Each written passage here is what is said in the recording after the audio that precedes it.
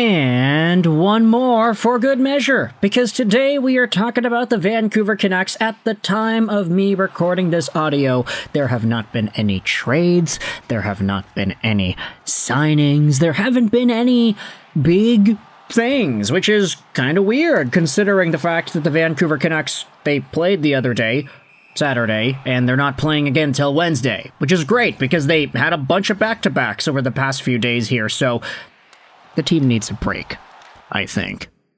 But with a break in play comes an upheaval of news and speculation and conversation. So let's go out there and talk about this new trade update in regards to the Canucks and whom it is that they are targeting.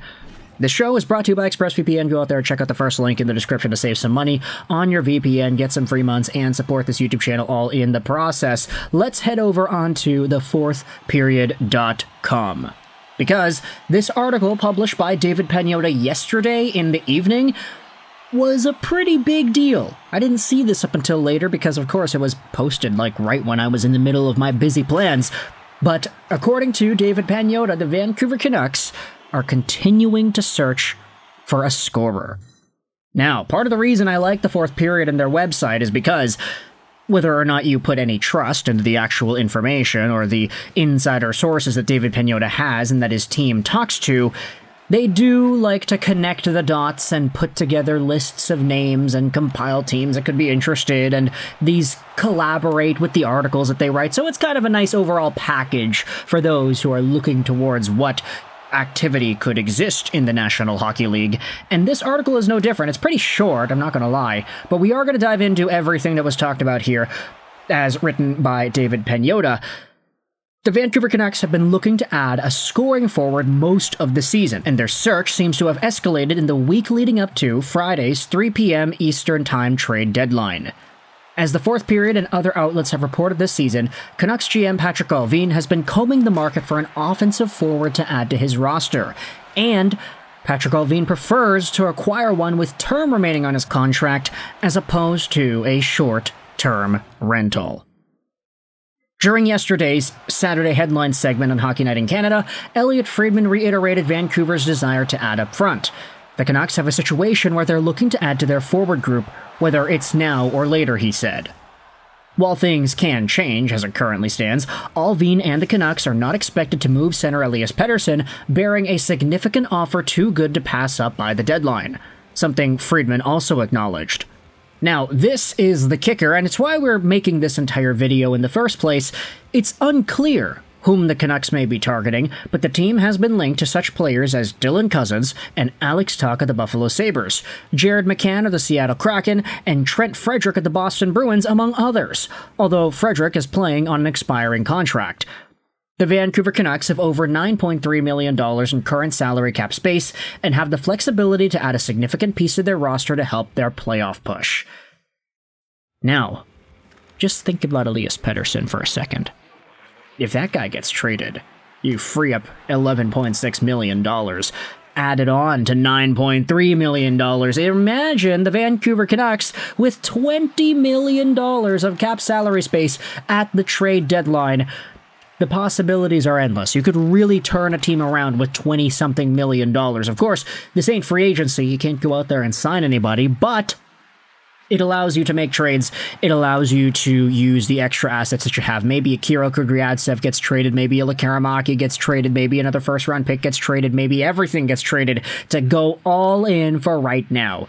We had spoken about this idea a little bit in the video a few hours ago, talking about Brock Besser and how the Canucks apparently would be interested in keeping him as an own rental. And yeah, that situation is totally something else, and I don't think we need to dive into that anymore. But if Vancouver decides that they're going to keep Pettersson, they're going to keep Besser, they're going to trade away prospects, they're going to get some names, they're going to get Alex Tuch, they're going to get Jared McCann, they're going to get Mikko Rantanen, whomever it is, like, if there's a possibility for Vancouver to truly change this forward core within the next few weeks here up until the playoffs, then okay, I mean, Francesco Aquilini got 2 rounds worth of playoff revenue last year, and we know that that's exactly what he wants again this year, so whether it's at the cost of the future, it does seem like Francesco would be interested in doing that one more time. And I guess there's that entire idea of Quinn Hughes and him needing to be convinced to stay in Vancouver, but then again, it's also like, hey, the guy got hurt again. Again, right? Like, this is Thatcher Demko light, sorta. Not maybe as bad, but still, Quinn Hughes was having a Norris caliber season, and then he started missing games, and it's like, okay, who knows if this is going to continue and he's actually going to get the votes.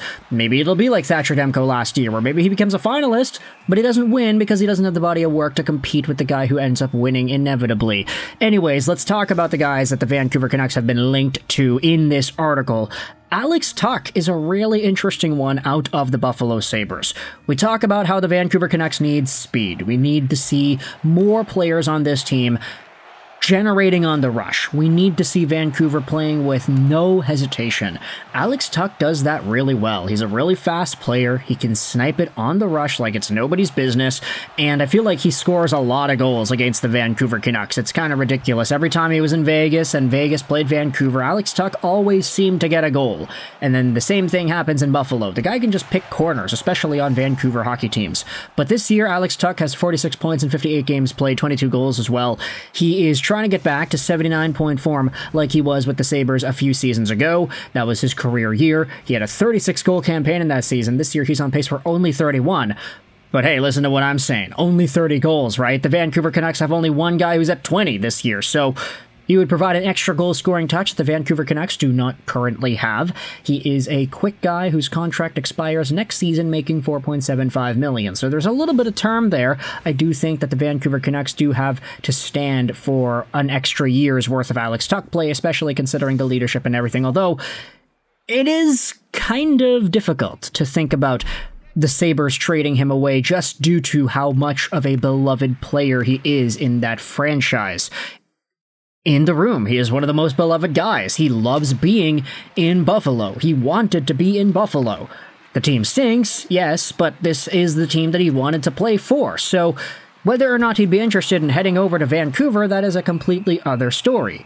Talking about Jared McCann, Seattle Kraken guy, who's been pretty good in his own right. He also has a little bit of term. His contract expires 2027, making $5 million a year. McCann this season is on pace for 59 points and 20 goals. He was at 70 points just 2 seasons ago, 62 points the year before that. So he's been roughly in the same territory ever since being acquired by Seattle from the Pittsburgh Penguins and Toronto Maple Leafs. Jared McCann, of course, though, being a former Vancouver Canuck draftee who was traded for Erica Branson, there's a lot of trauma there, and I think a lot of Canucks fans still kind of cringe whenever they see McCann doing well in the National Hockey League. It's like unvindicated trauma with this franchise and Jim Benning and the move that sent him away over to Florida in the first place. But, hey, if he fits what the Vancouver Canucks have right now, center, he can score, he can make plays, maybe a streaky power play contributor, but he's still good enough to do that. And he has experience playing with Rutherford and Alvin. There is quite a bit of intrigue there, I would say, and more connections than one that go beyond just the fact that, oh, it's a former Vancouver draftee who is looking like a potential fit here. That's not really what I think Canucks fans should be focusing on. So Jared McCann, I like him. Trent Frederic, I like a little less, especially since his contract does expire, but Frederic, as a defensively minded two-way capable center from the Boston Bruins system, he brings a little bit of a different touch to the game than the other two guys. He doesn't produce as much this season. He's only on pace for 20 points. Last year he had 40. Is that purely because he's playing on the Boston Bruins, or is he genuinely a worse hockey player? It's like Schrodinger's Boston Bruin. You don't really know until you trade for him and you find it out. But either way, Trent Frederic is an interesting name that we have seen linked to Vancouver in the past. This is not the first time he's being talked about in a Vancouver Canucks trade discussion video. So I want you to let me know your thoughts in the comment section below. Out of these three names, Trent Frederic, Alex Tuch, Jared McCann, as the fourth period goes out there and links Vancouver to, which among these names do you think the Canucks should probably go out there and target more? Do you want to go after multiple? Let's get Tuch and McCann, for example. What exactly is the price there? What do Patrick Allvin and Jim Rutherford need to get rid of in order to get these guys? I don't know. Is it profitable? We'll see. Let me know your thoughts in the comment section below. The article is going to be linked in the description as well if you want to read that yourself. I hope you enjoyed this video. And bye.